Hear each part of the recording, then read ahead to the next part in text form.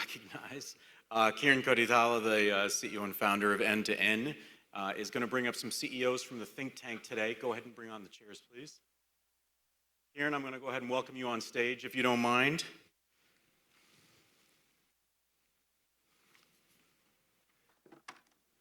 Thank you, sir. Great speech.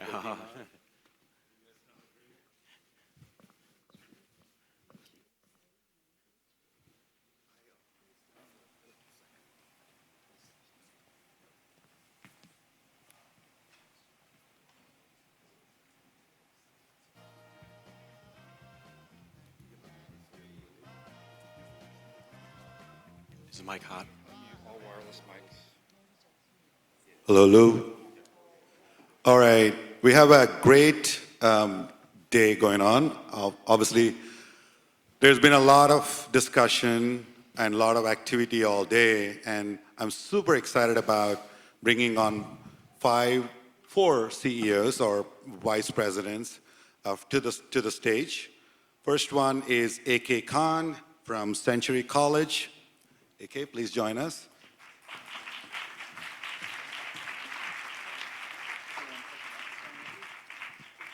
A.K. came, John Colson, please join us as well. Hey, John, thanks for joining us. Mike Holzclaw as well. And all the way from Hawaii, Susan Kazama is joining us as well. Thank you, Susan. Thanks for joining us. So while they're setting up stage, I want to set the stage on who they are and who they represent. While you're all sitting here attending events, we have a great discussion going on with a group of CEOs. It's called like CEO Think Tank, where the CEOs have discussed bold ideas, brave ideas, and ideas that are they're so big that they might even be impossible. This was all handled by Dingjo Curry, that leads the CEO Think Tank, and she is the fearless leader. Big round of applause to Dingjo. So Dingjo runs this cool thing called like CEO Think Tank, where the CEOs are not just looking at small problems or medium-sized problems, but problems that can truly change their colleges and campuses. So before we jump into what their big ideas are or big revelations are, I would like each of them to introduce themselves so that the audience knows who they are and what they're going to talk about. AK, go ahead. Thank you so much, and it is just wonderful to be here, and just the engagement and the energy here is phenomenal, so thank you for having us here. A.K. Khan, CEO and Vice President for Finance and Administration at Century College. We are part of Minnesota State System, 33 institutions and colleges. We are the biggest by student count in the state of Minnesota. Thank you. John? Yeah, thank you so much. It's an honor to be here. John Colson, I'm the Vice President for Student Affairs at Georgia Piedmont Technical College. We're one of 22 technical colleges in the state of Georgia. And thank you so much for inviting me, and I'm glad to be here. Thank you. Chancellor Mike? Hello, everyone. I'm Mike Holzclaw. I'm the Chancellor at the University of New Mexico, Los Alamos, one of 4 branch campuses of the university. We're community colleges, but also part of the university, and so I'm representing the Los Alamos campus. Excellent. Chancellor Susan? Aloha, I'm Susan Kazama. I'm from Hawaii Community College, located in, of course, Hawaii. We are part of the University of Hawaii system, which is a 10-campus system, and we serve 3 locations on the island of Hawaii, the Big Island. Excellent. Well, this is a great group because while each of them and their credentials are undeniably awesome, they're not only just representing themselves, but they're representing a group of other CEOs that have been working tirelessly, not just last 4 hours, but also over the last 6 months on bold ideas, big ideas, and potentially, in their mind, impossible ideas. And they had 3 focus areas that they talked about. One of them is integrity, other one is integration, and the other one is finance. So let's start with the most exciting topic, finance. Well, at least exciting for you. But AK, let's start, before you talk about your big ideas, can you talk to us a little bit about the big problems that colleges face right now with finance? Wow, it's a huge question, but also a question that would require a lot more discussion. But I'll just touch on some basic principles that we all know and agree about. We know the cost of education is high. We know that there are challenges in getting our workforce ready now. So there is challenges there, definitely in the community college and technical college side, where we need to get our students ready for the jobs of the future, and we need to do it at a faster pace. The other piece is the total cost of education itself and the models that we have within our industry. And the biggest part about that is we cannot do it without the federal financial aid system as well. So those are some big I would say starting points that we can talk about, and we looked at them together. And what does that mean? And we were challenged to say, think outside the box. Just not think outside the box, let go of your gravity. And I was like, that's difficult being in finance. We are grounded in how can we make this work. But nonetheless, some of the ideas that came about was there's already partnership with our industry that we have in various aspects. Be it sponsorships from the industry that we have within higher ed. But I think we need to take it to the next level where the industry owns the cost of education for preparing our students for what is needed to propel us into the next century. So that's one of the key pieces we came up with to say it needs to owns the cost. But what does that mean also from a curricular side? More individualized curriculum and aligned to more of the social mobility, as well as that satisfies the needs of our students starting from K-8 and revamping our financial aid model to accomplish that. So those were some bold ideas that came about with the conversations I've had with our colleagues and see that where that takes us. And I think these are ideas that will revolutionize some of the areas that we are in right now, that we are seeing challenges in, but also at the end of the day, it prepares our students, makes them successful, which is what we want, and gives the industry what it needs in good workforce that is educated, but at the same time, that is sound in taking us to the next future of wherever we are taking with AI and other industries that are developing. So those are some of the bold ideas that we talked about.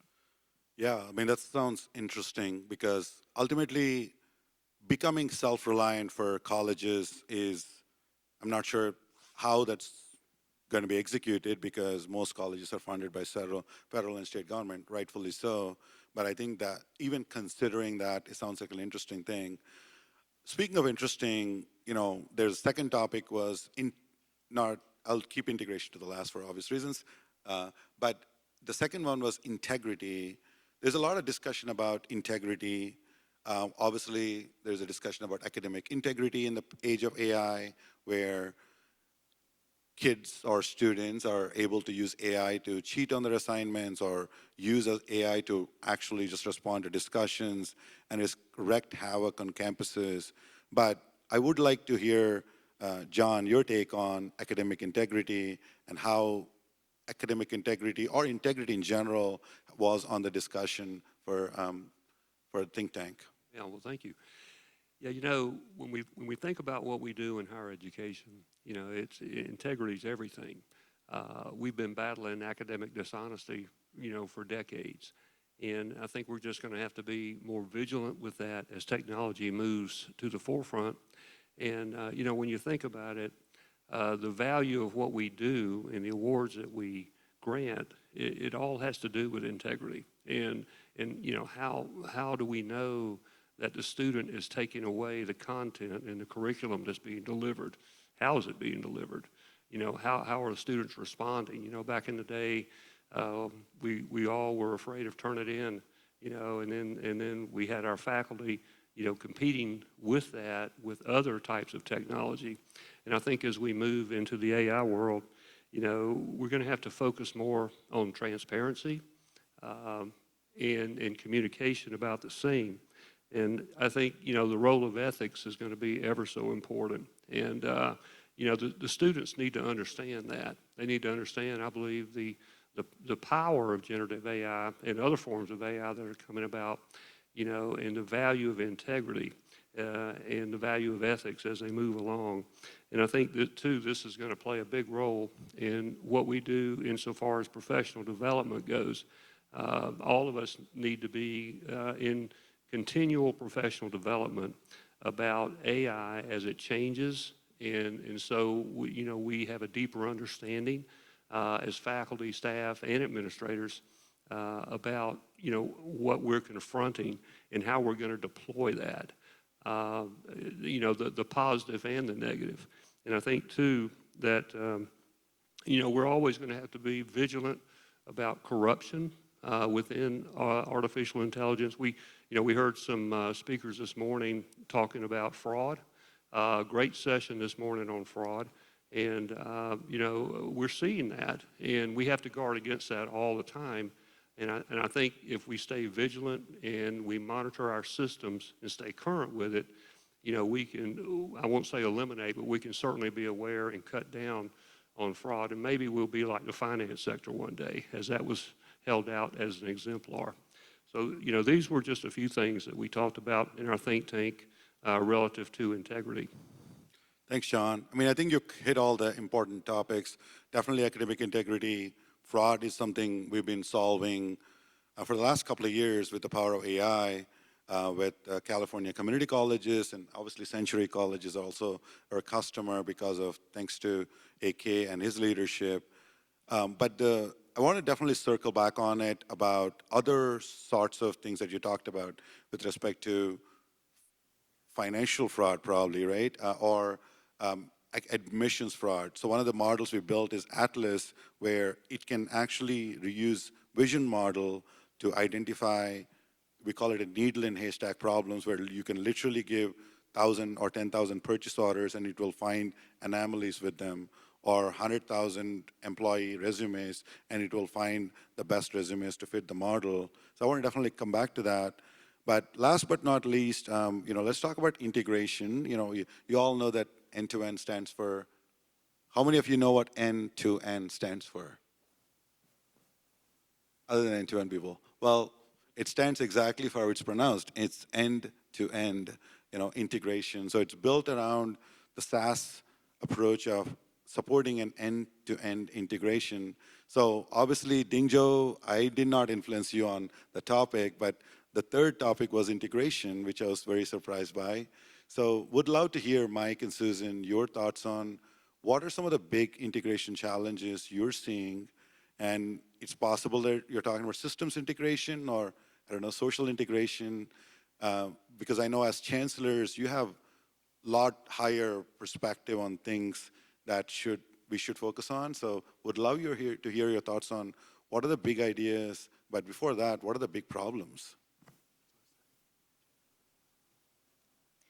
So we had such a great discussion with our group, initially just starting about what are some of the areas that we feel were difficult with integration.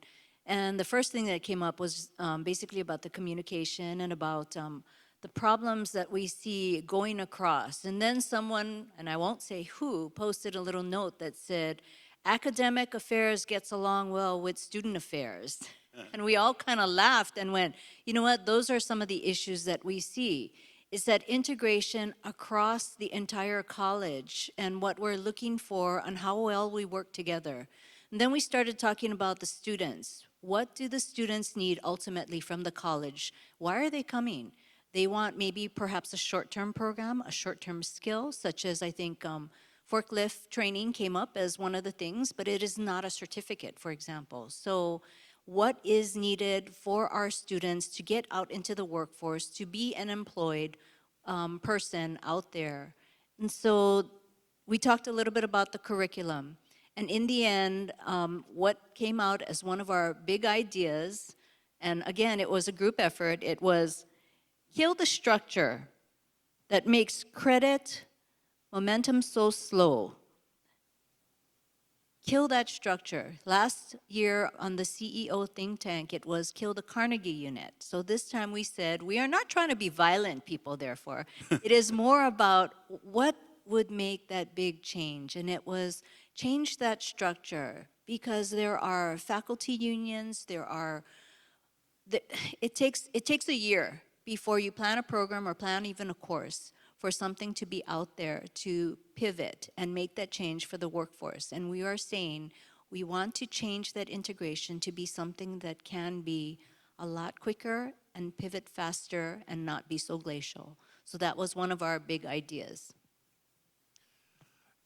You know, it's interesting when we talk about integration because it's the opposite of what we really have on our campuses, which is silos.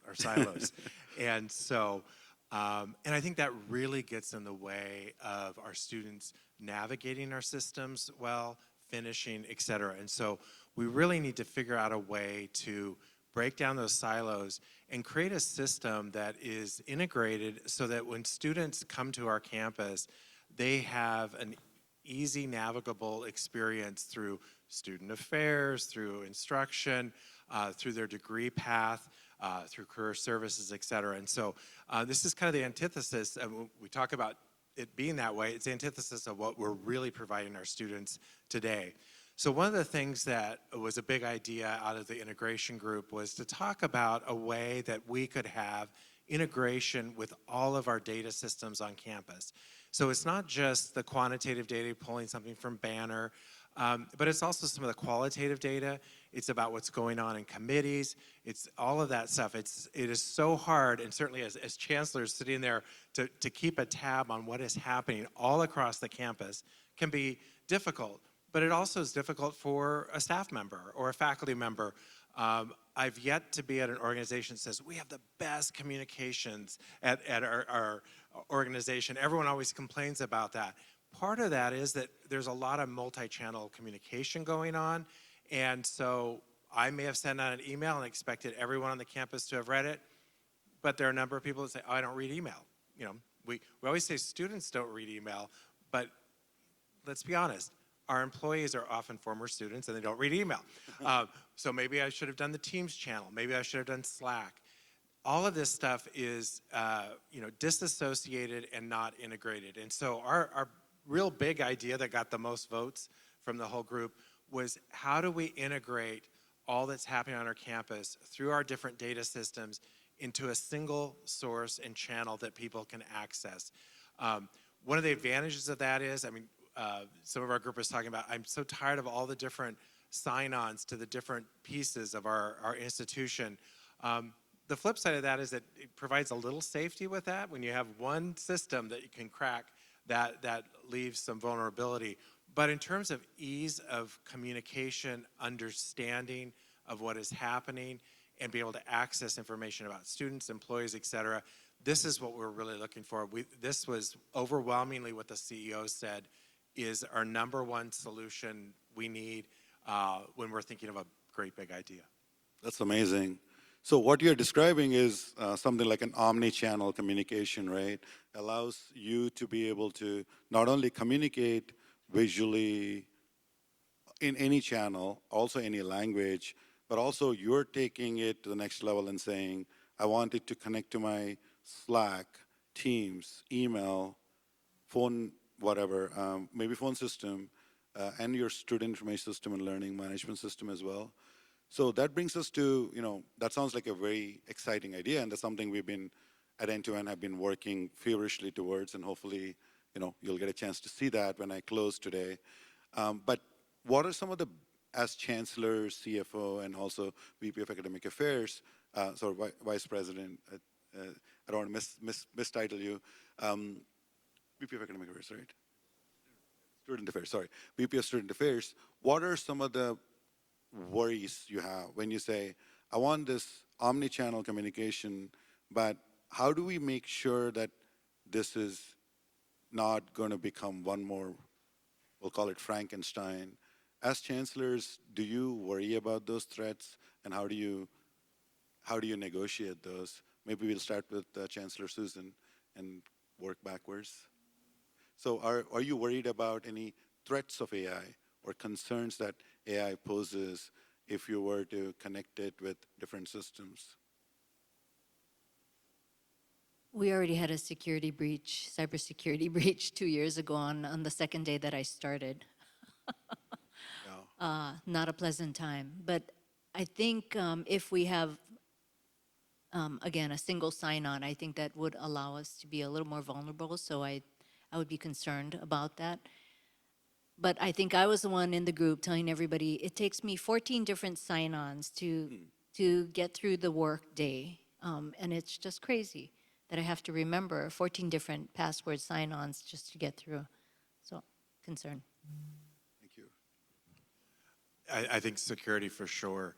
And just being able to ensure that while this information is available to everyone, it's tiered according to needs so that it's FERPA compliant, and that people are only accessing information that they have the right to access in that regard. And so the beauty of having it all packaged together is great, but either security breaches or just someone having access to information that they shouldn't have.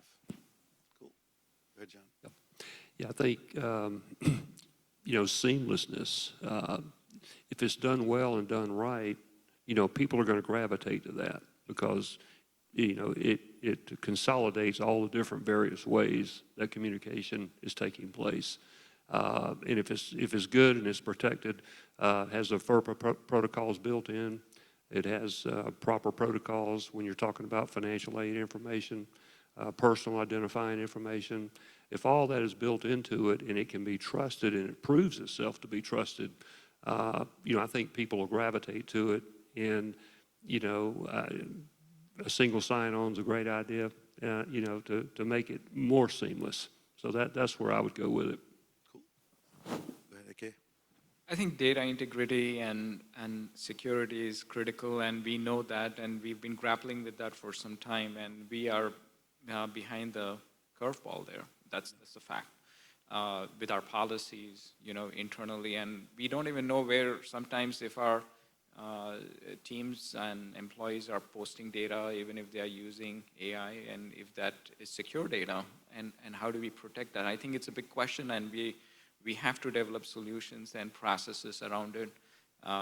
It's an evolving situation, and I think with the tools that we have, and I hope we do get a lot more tools and a lot more solutions that keep us compliant, protect our students and our faculty and staff data, but at the same time that we reduce those barriers that we talked about for using our own data, Right. to connecting our own dots so that we can be more effective and efficient, but also progressive in aligning with our strategic vision and goals to accomplish what we are here for our students. Yeah. Well, this all sounds very fantastic, and I really appreciate how you're both forward-thinking and also starting to think about some of the critical security components as well.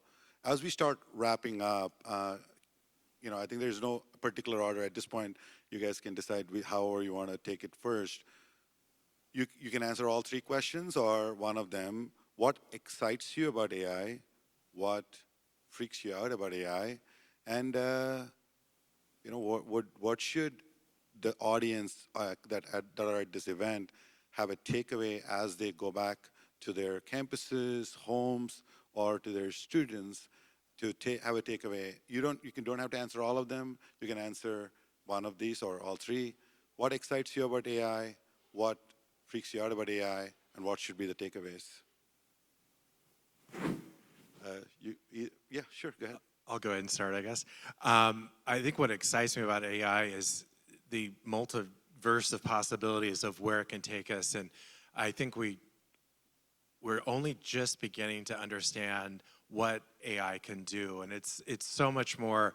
I know with ChatGPT first came out, my faculty were all worried about plagiarism and inauthentic work being presented as their own. But I kept reminding them, and I continue to understand that more as I learn more about AI. It is so much more than that, and that's a small slice of it, and yet it's going to transform the world, and so that excites me. I love the unknown, and I love sitting at the precipice of what might be. What does frighten me about AI, though, is much like we see with social media, the idea of it was fantastic coming out, connecting us all together, but we've seen the dark side of it as it's been monetized and it's how it's been manipulated in order to make money and creating issues of mental health and all that has turned something that could have been so wonderful into one of our big problems of today. AI has the same potential if we don't have the right guardrails, we don't get legal constraints around it, we don't get ethical issues addressed, and it could turn into, we can't believe anything we see or do. One of the speakers earlier was saying, I can't remember in what event, whether it was in the CEO or not, but talking about how she was watching a video and she just thought, this is so neat, and her daughter's like, Mom, that's fake. That's not a real video. And so some things, we could intuitively see like, yeah, that's not real.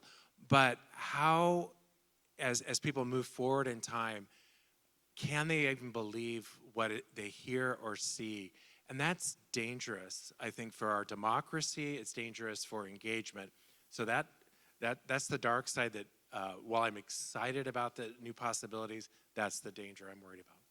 Yeah, I think it's the speed is interesting, right? We started, OpenAI was not in the common vocabulary until 2022.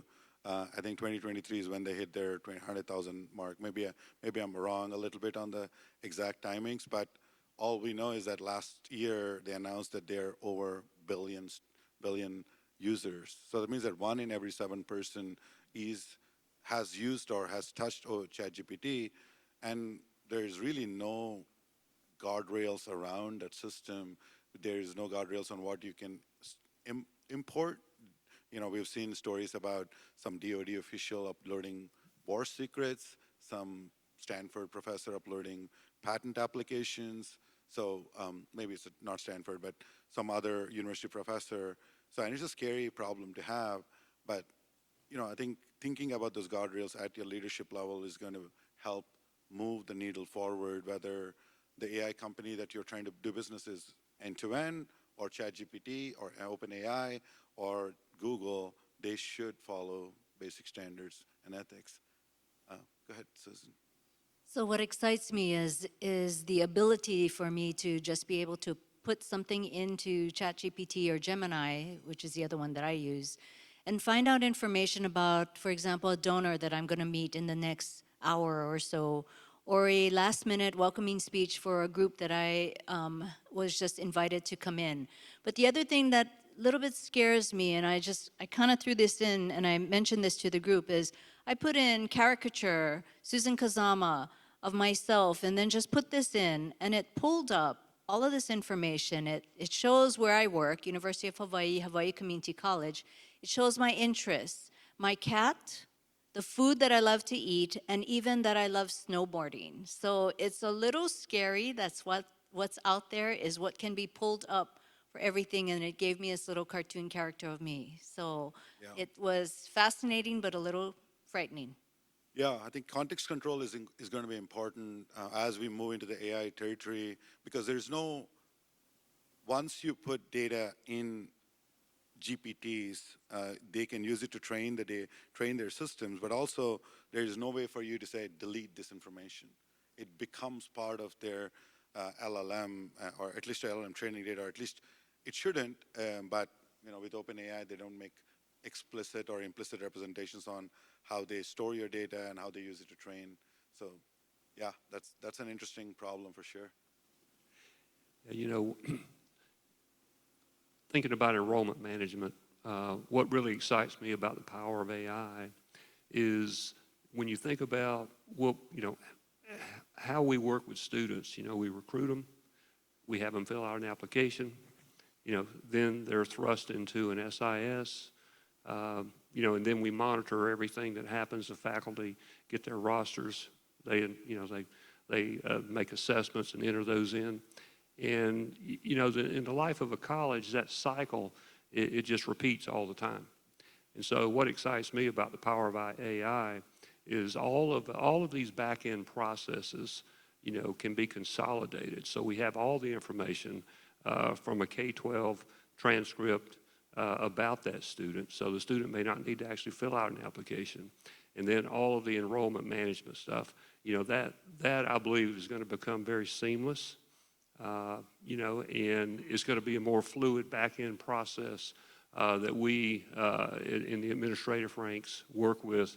And eventually, I think, you know, that we won't have to apply that much brain power and certainly human power, you know, into manually manipulating all these different processes.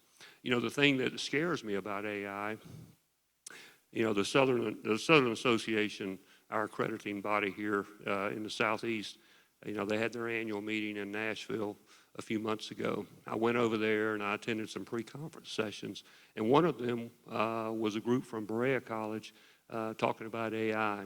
And, you know, there were probably 25 or 30 people in the room, you know, and the facilitator had mentioned that they were using AI to create prompts for tenure review. So these are faculty on tenure track.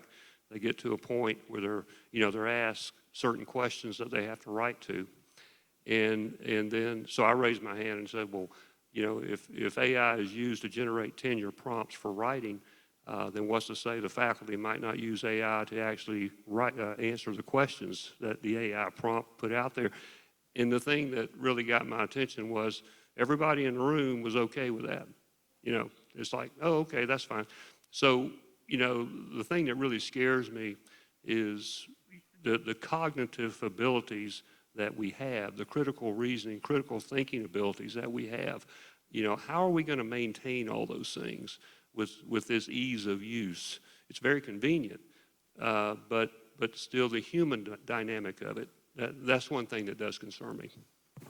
Yeah, that's really powerful. I mean, it's important to put those controls in place and think about them as you expect more from your AI software vendors or even internal, because now we have this new problem where this thing called vibe coding. I don't know if you guys have heard of vibe coding. We have some vibe coders here. Yesterday we started a hackathon and we gave them a prompt about ICCP, or Integrated Context Control Protocol.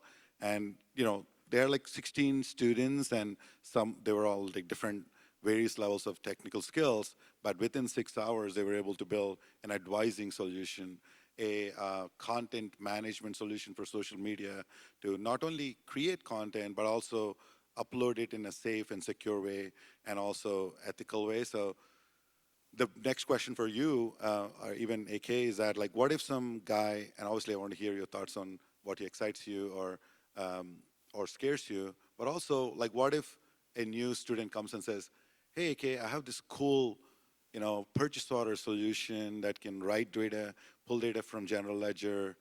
I vibe coded it over the weekend. How would you discuss that? Because that kid might be the next Zuckerberg or next Bezos, or the guy is trying to steal all your data. How do you negotiate that? Well, thank you for that difficult question at the end. But you're a CFO, so you have to deal with that every day. Well, let me answer the second question first, and then I'll get back to the previous one. I believe listening to the student, and that's our job, to listen to them, and really ask the questions that we need to ask about. We talked about ethics. How do you get the data? Where do you get it from? And access. And all of the things that we need to make an informed, probably contextual picture that tells us, is this student really trying to help, or is this student trying to steal the data, right? So, and is this value proposition that the student is bringing, is that something that we can take and develop? And do we have partners, internal and external, that may take that student's ideas to develop the student itself and train them? So I think from my perspective, I think getting more information and validating those and having the right partnerships is important for me. from my perspective, to validate what is right, or is it correct, or is this something that we can pursue and develop. And it is scary when somebody has our data available publicly without our knowledge. I think that's the other part. So that goes back to the data integrity piece that we talked about. Now coming back to the first question, and I think this is the exciting part, that most of the things have been shared by my colleagues here. You know, AI is out of the box. So I see it as a tool. The tool has phenomenal value. How do we navigate that in creating value that benefits society, human society as a whole, and benefits our students, our institutions, is what we are looking for. And that value is tremendous in some of the things we've already talked about. And the more we harness it, the more we learn about it, I think the better it is going to become as time progresses. And I think partners, as you develop, the technology develops, I think it's important to look at it more strategically and holistically. I think we as institutions owe that to ourselves to see, as we look at our strategic plans, how this impacts us, and we know that this is going to have value for us and it has a place for us, and how we are going to select partners now to develop that over a period of time. That excites me on multiple levels. Nothing scares me about AI, but I'll tell you what concerns me the most is lack of our collective effort in, I don't like the word regulation, but putting guardrails around it. I think is going to be the question that we will be immediately dealing with in the period of time as we develop AI. And I think that concerns me, and I think collectively we can, and we have done this. If you look back at history, there have been exciting technologies that have come, that have passed, and that have sustained. And that is due to our collective efforts of what we put together in putting guardrails and then taking that technology and utilizing it for our effectiveness and efficiencies and giving ROI for our own investment of our data and institutions. And that has happened. And I think this is no different. That's awesome. Yeah, putting the guardrails on AI, as impossible as it might sound, is the most responsible thing to do. So as we start wrapping it up, what are the questions I should have asked? Is there a question I should have asked that I couldn't ask or did not ask with all my excitement seeing leaders like you? Is there anything that you want to share with the group as a takeaway or an answer that the think tank has discussed that I think the next CEO or other CEOs out here, or the CIO or CTO or academic VP of Student Affairs can take home, or CFOs? What are there any questions we should have talked about? I would love to let you freelance it if there's a specific question or answer you want to share with the group. I don't have a question. I think we have talked about a lot of questions, and I think you've asked a lot of good questions too, Kiran. So thank you for that. But what I will say is it's important to choose the right partners as you develop this. I think that's not a question, but an observation, I would say. And partnerships with End2End that we've had that are really committed to the cause and see the future as good for society and for our students, I think that's an important piece, and I appreciate that outlook. Thank you. I mean, we're only good partners because we have great partners like you that have also collaborated with us. Every product we built here, Atlas, Polaris, Prism, and Orion, and whatever else I'm going to show you later today, is a direct result of collaboration with leaders like each of you that have said, I don't like the status quo. I don't want to just go to the same vendor because it's an easy thing to do. I want to go and look for a vendor that's willing to collaborate with us. Thanks, AK. John? Yeah, just second everything that was said about partners, and I think, three words that come to mind, integrity and reliability and efficiency. That's what I think we need to look for in AI, looking for a good partner, that can commit to those things as we go forward. Thanks, John. Mike? I think the other thing that's really important is that it truly, we're building something together. And so I think that when you've got a company that's developing great new ideas and tools, really taking the time to understand what problems the user needs solved. And I think that's when I think you really make magic, when you have all these techniques and ideas, but to listen to the end user to say, what are the problems that are really making it difficult at your institution or barriers for your students? And that co-collaboration, I think, is when you can really create a product that's going to be of great benefit. Yeah, I mean, that's something we are super proud of. Obviously, I don't know how many of you have got a chance to see all the panels, but every single discussion we had today was with partners like you, Gary and his team from Kern, Jory and his team from Futil de Anza, and Dr. Lau from North Carolina Central, and Jer from Palo Verde.